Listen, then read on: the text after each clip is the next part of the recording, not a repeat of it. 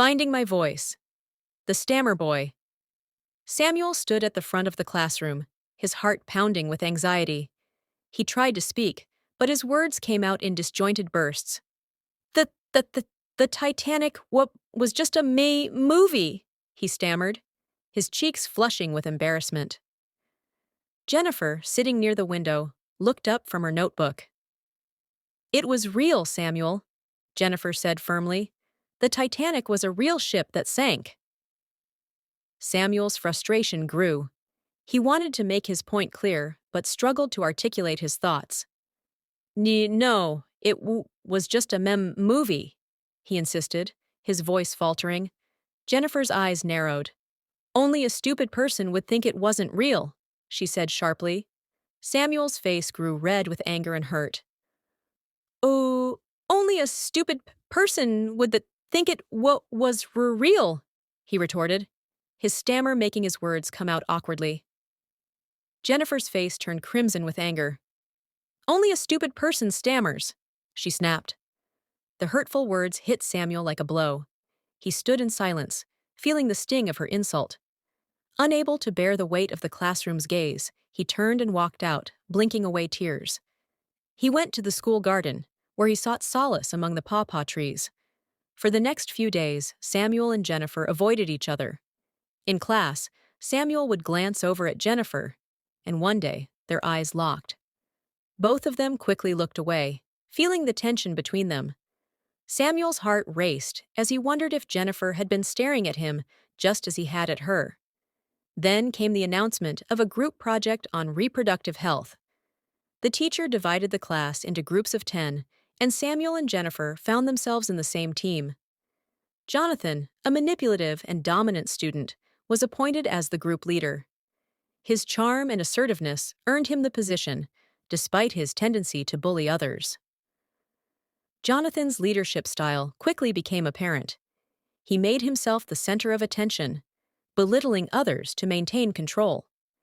During their first group meeting, they gathered under the same tree where Samuel had sat when Jennifer had insulted him. Whenever Samuel tried to share his ideas, Jonathan would interrupt him. "Samuel, you shouldn't speak. You have a speech delay, remember?" Jonathan said, his tone dismissive. The other students laughed, but Jennifer stayed silent, clearly uncomfortable with Jonathan's rudeness. Jennifer, feeling the need to defend Samuel, said, "That's not fair, Jonathan. Samuel has valuable input and we should listen to him." Jonathan simply laughed it off. "Fine, but since you're so keen on defending him, why don't you handle typing up our work? Samuel can't present, so he should print and organize the hard copies." This arrangement meant Samuel and Jennifer had to be together. The project was due on Monday, but Jennifer was given only Sunday to type because everyone submitted their work late. Samuel went to collect the soft copy from Jennifer's house and was invited upstairs when she said it wasn't ready. Her room had no chair, only the bed. Samuel noticed and swallowed hard as Jennifer went downstairs to get a chair. As a skilled typist, Samuel worked well with his hands, so Jennifer read out the material while he typed. He initially typed on the chair with the laptop on his lap, but it was uncomfortable. "Why don't you come over to the bed?" Jennifer suggested. "It'll be easier." Samuel hesitated, but moved closer. The scent of her perfume made his heart flutter. They stared at each other, their eyes conveying more than words. "I'm sorry for calling you stupid," Jennifer said quietly. Samuel shook his head. No, don't be sorry. I was wrong to call you stupid." Their gazes locked, and the air was charged. Slowly, they leaned in and kissed. This kiss was tender, but full of intensity. Jennifer's touch was gentle, and they shared a deep connection. Afterward, Samuel hesitated. I'm not ready to go too far," he said, pulling back slightly. Jennifer nodded, her eyes understanding. "Okay, Samuel, we can stop." They both breathed heavily, the moment lingering between them. Later that evening, they went to a cybercafe to print their project. As they walked home, Jonathan and his friends loitered nearby. Jonathan, still holding a grudge, began to hassle them. Hey, Jennifer and Loser Boy, Jonathan taunted, and his friends laughed. Are you done with the work? Samuel stepped in front of Jennifer, his heart racing. He was determined to stand up for them. Lil, leave us alone, he said, his voice trembling. Jonathan sneered. Oh, look at you, stuttering like always. Just like a loser, huh? He pushed Samuel roughly. Pissed, Samuel got up and from nowhere screamed at Jonathan, Leave us alone! His voice was clear and strong, with no trace of his usual stammer. Jonathan and his friends were stunned into silence.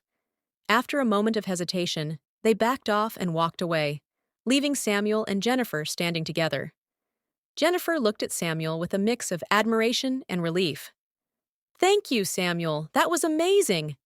Samuel, still catching his breath, nodded. I just wanted to protect you. As they continued their walk, the air was lighter. They reached Jennifer's house, and she invited Samuel in for tea, as her parents were still out. Inside, they chatted and drank tea, the warmth of the room contrasting with the earlier confrontation. When Samuel was about to leave, Jennifer touched his hand and looked at him with a longing gaze.